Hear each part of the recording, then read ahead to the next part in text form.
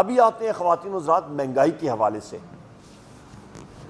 آپ یہ دیکھیں کہ جنرل باجوہ صاحب کے ٹائم پہ، اور یہ نہ آپ کی زبانی ہے، نہ میری زبانی ہے، نہ رؤوف حسن صاحب کی زبانی ہے، کسی کی زبانی، یہ خواجہ آصف کی زبانی، جو اس نے ایک ٹاک شو میں بات کی تھی، اور اس نے کہا تھا کہ جنرل باجوہ نے ان سے بات کی تھی تقریباً یہ مارچ یا اپریل 2019 میں، کہ آپ کے ساتھ ہم لوگ گفت و شنید کرتے ہیں اور آپ وزیر اعظم عمران خان صاحب کی حکومت کا تختہ الٹیں ووٹ آف کانفیڈنس سے. اس کے بعد کووڈ آیا، وہ ڈیلے ہوا، اور لنڈن پلان جو ہے وہ آپریشنلائز ہوا اس کے بعد 2022 میں. کووڈ کے باوجود کرونا میں پوری دنیا لاک ڈاؤن میں جا رہی تھی. ہندوستان میں مودی سرکار نے ہندوستان کو بالکل سیل کر دیا تھا. لوگ فاقوں سے فوت ہو رہے تھے، کاروبار ٹھپ تھا. ایک شخص تھا جس نے کہا یہ میں نہیں ہونے دوں گا، اور اس کا نام ہے وزیر اعظم Imran Khan.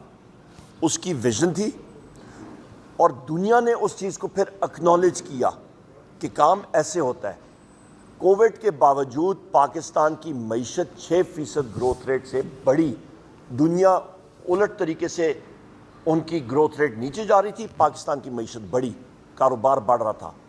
London plan execute ہوا، اور آپ کا 11 اپریل 2022 کو ہماری حکومت گئی، اور اس کے بعد آپ کی آ گئی جناب والا پی ڈی ایم کی حکومت. پی ڈی ایم کی حکومت آئی، اور انہوں نے اس چیز کو مانا ان کے اپنے اکنامک سروس میں کہ 6% ہماری گروتھ ریٹ تھی. اور اس کے بعد جب ان کی حکومت کی کارکردگی آئی تو 6% گروتھ ریٹ سے بڑھتی ہوئی حکومت جو ہے معیشت، وہ درام سے انہوں نے گرا دی. جس طرح کوئی اناڑی ڈرائیور آپ اس کو سٹیئرنگ دے دیں پہاڑی علاقوں میں، اس نے تو کھائی میں ڈالنی ہوتی ہے.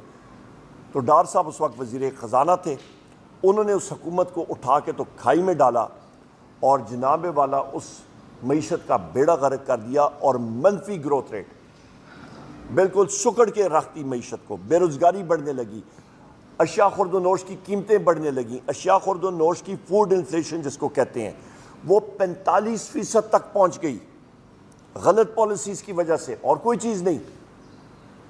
آئی ایم ایف والے اور دنیا سارے اپنے سر پکڑ کے بیٹھ گئے. پھر آ گئی اسی پی ڈی ایم حکومت کی ایکسٹینشن کاکڑ سرکار.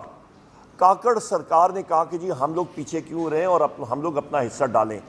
اور وہ بھی ناجائز حکومتیں تھیں، وہ اپنی آئینی مدت سے زیادہ رہیں، الیکشنز ڈیلے کیا. اسی طرح صوبوں میں بھی انہوں نے کیا. وہ ساری کی ساری پی ڈی ایم کی ایکسٹینشن تھی. انہوں نے ماشاءاللہ اور بھی زیادہ معیشت کا بیڑا غرق کیا. اور ابھی جو یہ مطلب آپ سمجھیں کہ بیساکھیوں پہ فارم 47 کی 47 کی بیساکھیوں پہ آئی ہوئی حکومت ہے، حکومت کا چارج سنبھالتے ہی انہوں نے پیٹرول بم، عید سے پہلے بجلی بم، بجلی کا مطلب انہوں نے بجلی مہنگی کر دی تقریباً 4 روپے 96 پیسے پر یونٹ، اس سے پہلے مہنگی کی، اور مزید یہ جائے گی. یہ کیلکولیشن کے مطابق خواتین و حضرات، میں نے آپ کو اس قوم کو آگاہ کیا تھا 1 سال پہلے کہ یہ 85 روپے یونٹ تک جائے گی بجلی. آپ اپنے آپ کو سنبھال لیں، یہ تقریباً 100 روپے کو ٹچ کرے گی. گیس کی قیمتیں اوگرا کی کیلکولیشنز دیکھ لیں، انہوں نے لکھا تھا کہ 300 سے 400%، یعنی کہ 3 سے 4 گنا بڑھیں گی.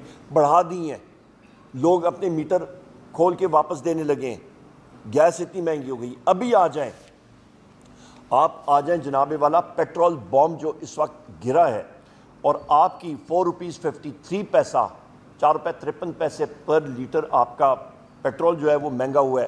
کل آپ کا ڈیزل 8 روپے 14 پیسے مہنگا ہوا ہے فی لیٹر.